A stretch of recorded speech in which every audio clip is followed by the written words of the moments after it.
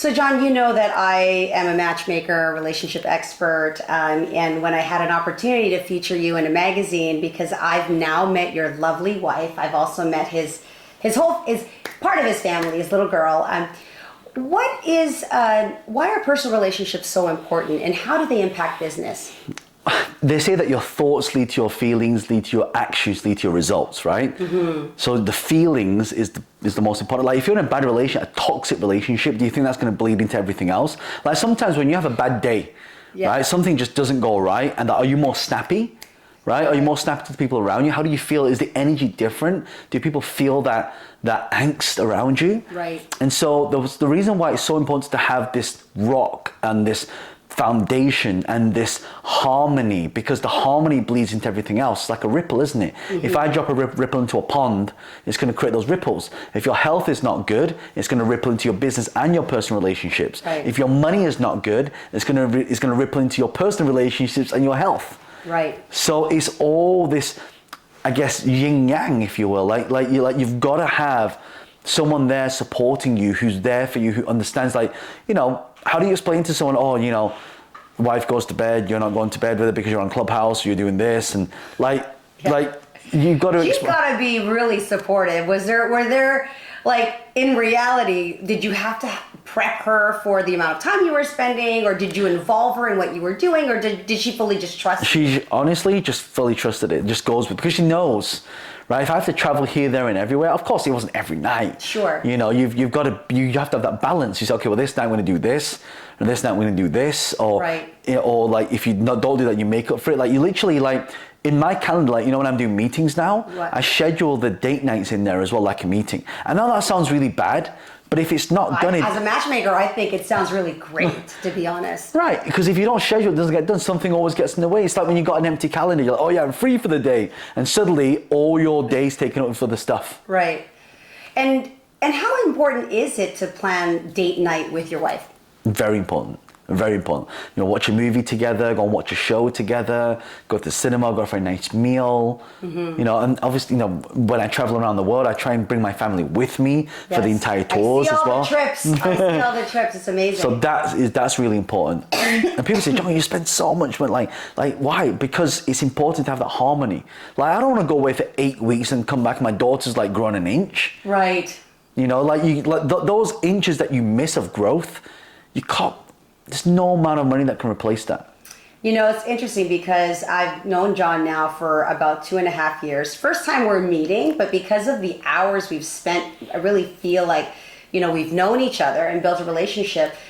And I gotta say that when it's family time, he really respects that, you know. What advice would you give to an entrepreneur that's struggling with starting a business, maintaining that business, and then finding time for their family? Okay, I'll tell you the biggest mistake people do. Okay. You see this? Yes. This is a relationship killer. This thing that I'm holding in my hand right now. And you know what most entrepreneurs do? I want to spend some family time like this. And by the way, I'm guilty of this as well, right?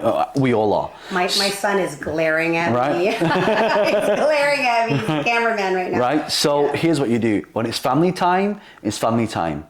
Right? So my wife now orders me, not just on date night, but it's a no phone date night. Right. Your phone stays at home. Right? And is that challenging for you in the beginning? Actually, no, it wasn't. Okay. It wasn't. Because, you know, I do you know the difference on how your night and evening is when you leave your phone at home versus when you take the phone with you, you take your phone up and you put it on the table? Yes. Right? Like this, and you're always thinking, oh, the person goes to the toilet, I'm going to check my phone. You're not present. You're not present. Right. So in a relationship, when it's family time, it's family time. Like when it's swimming time, my daughter, I don't take my phone.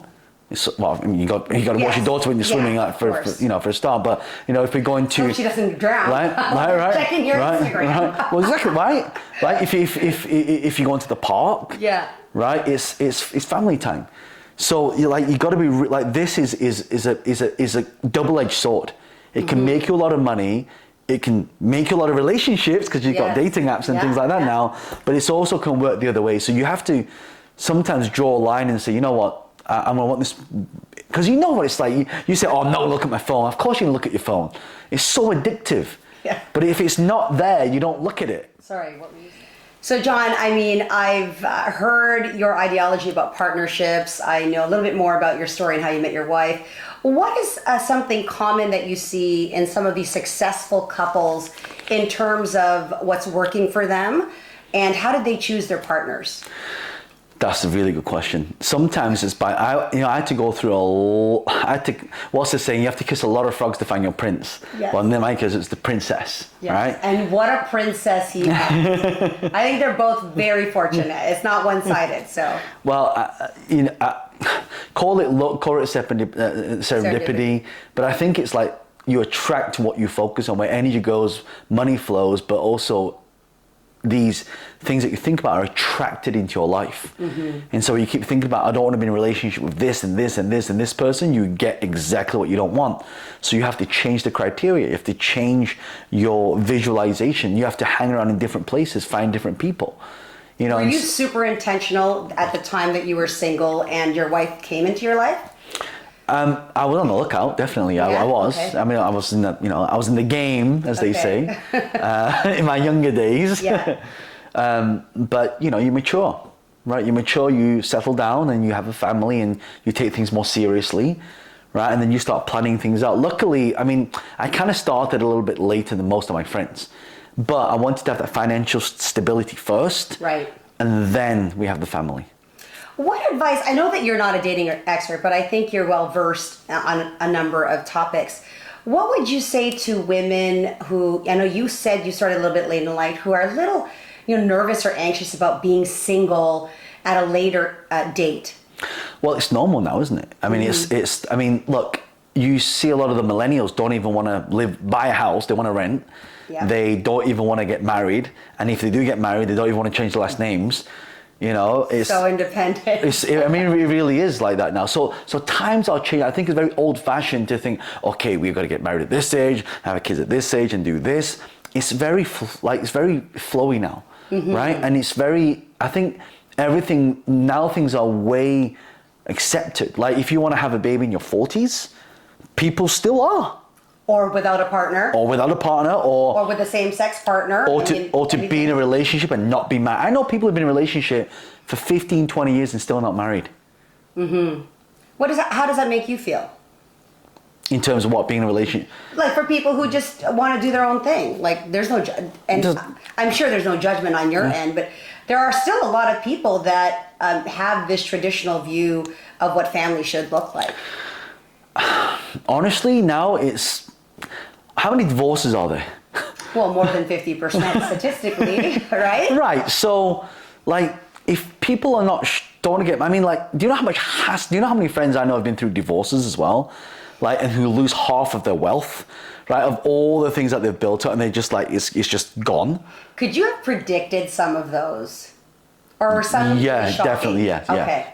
Yeah. Like they shouldn't have been married. Right. Like some people are not born not right for marriage. Some people also are not right for kids, and some people don't even want kids. Some people would just rather adopt. Right. So it depends on who you are, what you do, what you want to achieve, what lifestyle you want. I've got two couples who are extremely wealthy, no kids.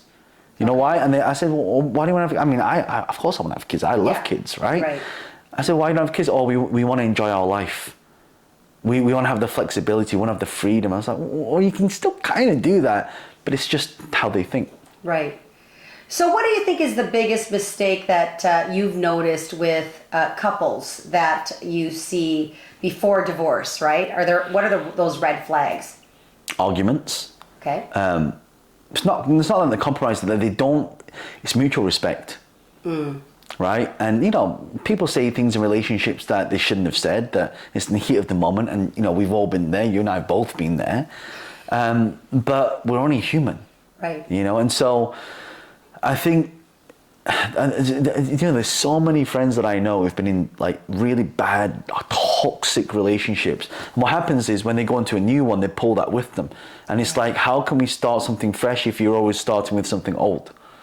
And so, for me, people do that with business as well, right? They continue to make the same business mistakes, which is why I always think that there should also be a strategy for dating.